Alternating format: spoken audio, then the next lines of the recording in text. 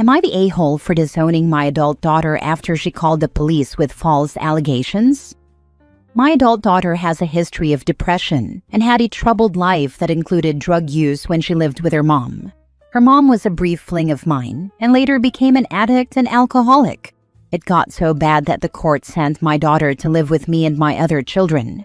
Her trauma and upbringing severely impaired her ability to bond with us. She was deceitful, used drugs, ran away twice, and ended up in mental hospitals. None of us have ever used. I drink socially. I was strict but fair, joined her in therapy sessions, even signed up for my own therapy to improve my parenting.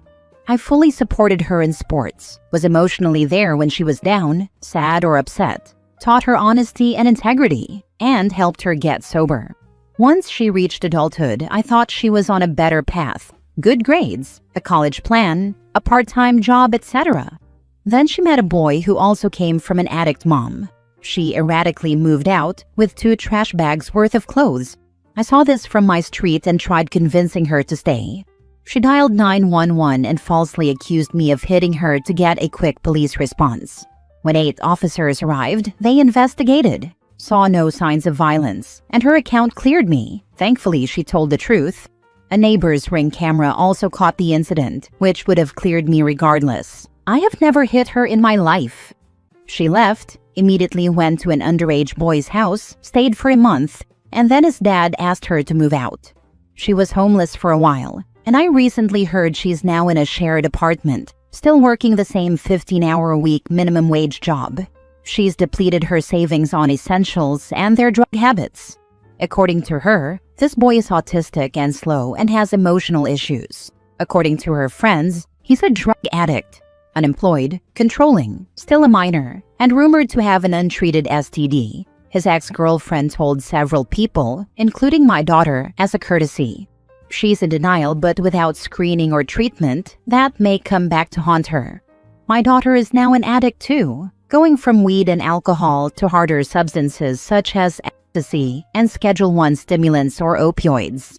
Most of her friends have distanced themselves from her, but what little I do know comes from what she's shared or what others have seen. My other children disowned her immediately and want nothing to do with her. My other daughter said she never really fit in with us, always made bad choices, and concluded she doesn't have a sister. My son was closer to her, knew the troubled boy she left with before she did, and warned her to stay away. My parents were about to gift her $5,000 in cash for college, but since she left and went no contact, they changed their minds. I was about to buy her a new car. Now that too has changed. I finally followed the rest of my family's lead and concluded I have one less daughter. She's disinherited. Her portion of my estate will be divided among my other children. Am I wrong for circling the wagons to protect my healthy kids? She falsely accused my son of assault once. Video surveillance cleared him, but without that video, I might have believed her. Based on what she's already done, it's just too risky to welcome an addict with mental illness back into our home. Now for the top comments. Not the a-hole. The situation absolutely sucks all the way around. You owe it to your other children to protect them. Hopefully your daughter will find her way back onto a better path at some point. Thank you. Yes, it didn't have to end this way. Every morning, a hug, a how'd you sleep. I love you. What do you have planned for today? Lunch and dinner always made. Breakfast she had to make herself. She could confide in me about anything, no matter how hard it was to hear. Sadly, her mom blazed a path for her, and she's now going down the same road. Not the a-hole. You have to protect yourself. She tried to ruin your life on a whim. Never allow her into your life or be alone with her again. That's exactly what my ex-wife told me. She said if I ever do allow her back, she'll burn me for her next high. It sucks, but even if you put your whole home and family on the line to help her now, all it will do is postpone her from hitting her rock bottom. I don't think it would be wise to even give her a ride somewhere. You can't be alone with her, and you can't give her anything of value because she'll just sell it. The best you can do is offer information for rehab and sober living, because that would be her best next step. She will likely not be interested in that until she runs out of other options. I'd talk with your wife, decide what you'd be willing to provide, and just let your daughter know what that is and to call you when she's ready.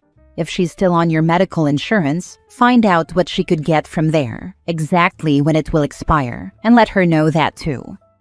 Thank you. Yes, she is still insured until next year. It's good coverage, no copays, but still. She stopped taking her psych meds. Her psychiatrist called me. Stopped therapy a week after leaving and is unraveling. I sent her an email via her therapist the day after she left, with all the info she needs. Phone numbers, plan info, resources, and I left her insurance card and important records in a box at her work. I cannot be alone with her given what happened last time. I warned my son not to seek her out either. He fully understood and immediately disowned her when I told him about her erratic behavior the day she left. Next story. Am I the a-hole for attending my ex's wedding with our kids he abandoned? My ex-husband, 36 male, and I, 34 female, divorced 6 years ago. It was messy. We were young, impulsive, and he was chasing a lifestyle I couldn't keep up with. Partying, status, image. When I got pregnant, he panicked, said he wasn't ready to be a dad, and walked away. I never took him to court. I just raised our twins, 6 male and 6 female alone. He never met them, never asked. I moved cities, built a quiet life, and let go of the anger for the most part.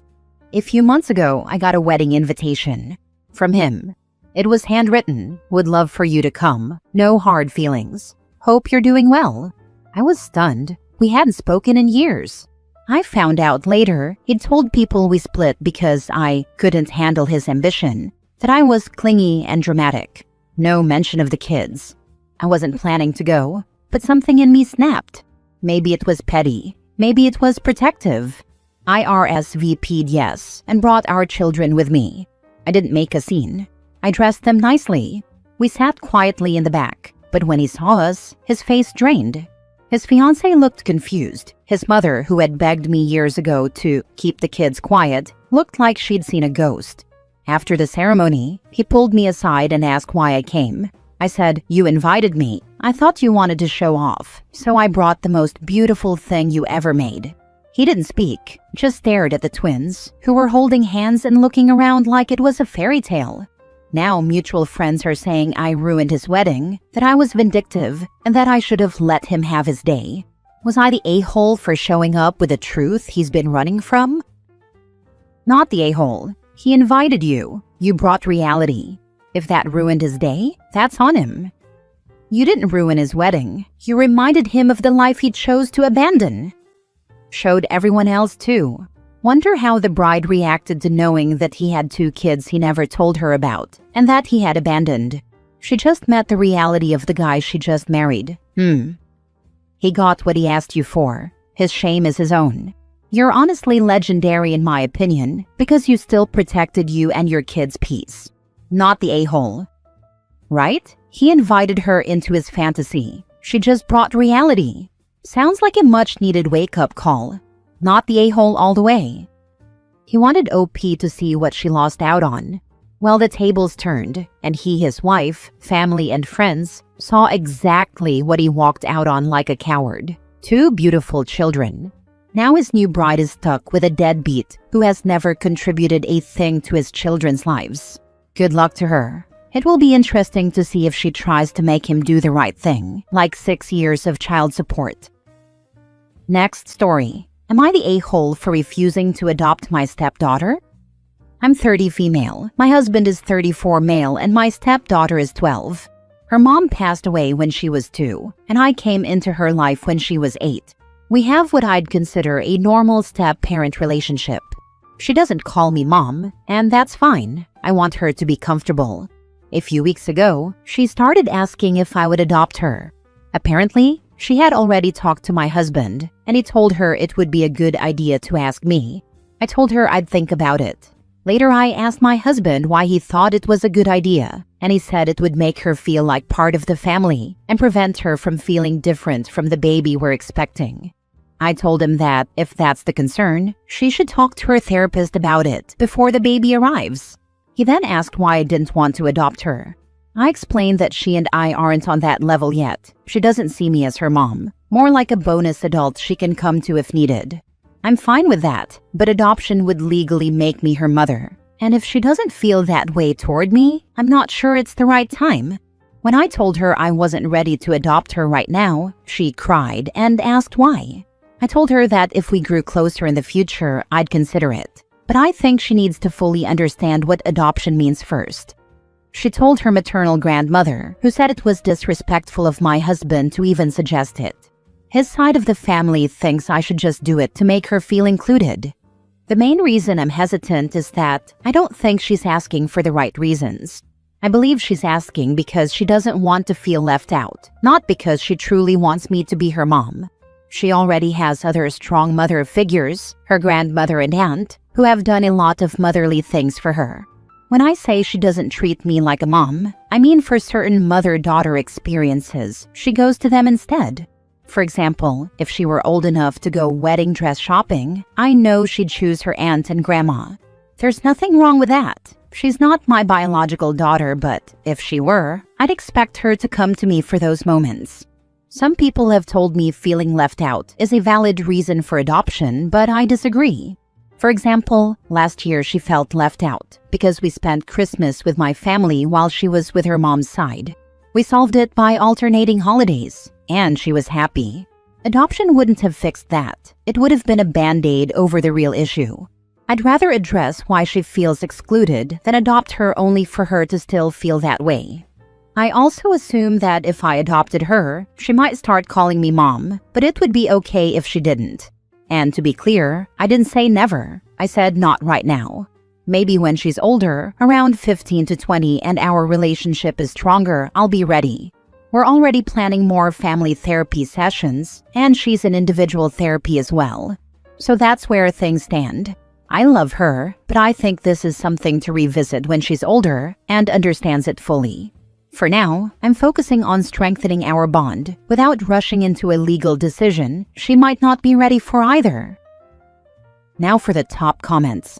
Agree with grandmother. This should have been discussed with all adults before she was told to go and ask you. And since OP can't control what her husband does or change the crappy way he handled it, she should have had a talk with his stepdaughter about why she wants this and what she is hoping for in the situation. It looks like OP did a lot of assuming without actually speaking to the stepdaughter, which is always a recipe for disaster.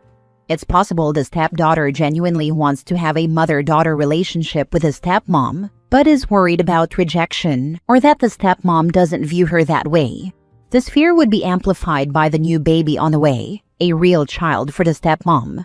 A fear OP accidentally just confirmed, whether intentional or not. And how did the discussion between the husband and stepdaughter come about? Did the husband recommend it out of the blue, or was the stepdaughter talking to him about something? Everyone sucks here, between OP and her husband. I think she's asking because she doesn't want to feel left out. Wanting to be on equal standing in your family is an incredibly valid reason. She's 12, she looks up to you. Think very carefully about what happens next. This over and over. I am confused by all adults in this story. How do these people have children? And it sounds like the OP is pregnant? Of course, the 12-year-old is feeling very insecure. The OP is saying she doesn't feel like the kid's mom and is a bonus adult. But when the kid asks her to be the mom, she keeps that distance in play.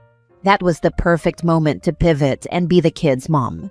This kid is going to remember this as a rejection for the rest of her life. The way OP is acting like it's a 12-year-old girl's job to take care of her feelings, make her feel special in some particular type of way, is emotional abuse. That is not a child's job. What the child needs is consistent, capable adults who commit to being in their life regardless. Making the adoption conditional on some nebulous vibe or emotional need OP expects a child to fill for her is the kind of thing this poor girl will be dealing with for her whole life after this. If you want her to treat you like a mom, you have to act like one. OP lacks the emotional maturity to do so, and you can already see how she'll rank her next to a new biological child. So heartbreaking and infuriating. Not to mention, adoption would take care of any issues if dad dies or becomes incapacitated. It's not just to make the child feel good for Pete's sake. Last story. Am I the a-hole for storming out of my dad's wedding because he mentioned my brother and sister and his stepdaughters but not me? I, 16 male, am adopted. My siblings are my parents' biological kids. They're 13 and 11. 7 years ago, my parents divorced. It was never explained why, but I always noticed that Dad was bitter toward Mom, while Mom hid how she felt really well. I did hear a fight between them once, where she called him a POS who didn't deserve his kids. At the time it didn't make sense, but it makes more sense now. My dad got remarried a month ago. His wife has 2 daughters, 5 and 6, with her first husband who died. When everyone was eating, Dad got up and started to make this long speech about how happy he was with his wife and how blessed they were with their family. He called her an amazing mom and woman and all that fluffy stuff. Then he thanked her daughters for being amazing and told them he couldn't wait to be their dad for real and how much he already loved them. Then he thanked his kids but only named my brother and sister. He didn't say a single thing about me. He gushed about my siblings, about his wife's girls. Then he told everyone how the family, and named everyone except me, was starting fresh from that day forward. How they were lucky to have such great kids. His speech wasn't over before I stormed out of the wedding. I called Mom and told her I needed her to come pick me up and not ask questions because I just needed her. My brother followed me out, and so did some of Dad's family. My brother asked me if I was okay. The rest of the family asked why I made a scene, and when I pointed out the speech, they said it was an oversight, and I was included every time he said kids. And so what if he left out my name? It wasn't the end of the world. I told them it was only my name. My brother tried to say something to Dad's family, but they told him to go back inside and celebrate, and not to make more of a scene at the wedding. They tried to make me go back in too, but I told them I was going home with Mom. When I told Mom what happened, I got so upset. She did her best to calm me down and distract me. It was a few days later when she talked to me about what happened more. I told her missing my name once in that speech was maybe understandable, but he wrote a long-ass book and still didn't mention my name. I told her he couldn't have made it clearer that I'm not his real kid. She told me she was so sorry. I mentioned what I heard before, and she told me the biggest reason they divorced is he wanted to give me up because they had their own kids. But he fought for me in the divorce with my siblings, so she hoped he'd grow eventually. I said he probably just didn't want to pay child support. I've heard nothing from Dad since. His family has tried to yell at me for making a scene at the wedding, but Mom shut them down. My siblings still go to his house, but he doesn't ask about me or seem to care that I don't go with him. And even with that, his family still wants to say I'm the a-hole, which pisses me off but makes me doubt myself. Am I the a-hole? Not the a-hole. Dude doesn't care about you. He never saw you as his son. Just don't have any relationship with him. Nothing more really. That freaking hurts too. I used to see people talk about being adopted, and they were regretted once their adoptive parents had their own kids, and I never thought it would be me. But it was, and I had no idea for so many years. It sounds like you were always your mom's child, even after she had her bio kids. Not the a-hole. He made it clear that you're not his kid, so act as such. It hits and it sucks. And I know the feelings that come with being adopted as I am too. It sucks so freaking much. I'm glad that Mom loves me the same and would fight for me. Yes, I'm glad she loves you. Hold on to the relationship with your mom.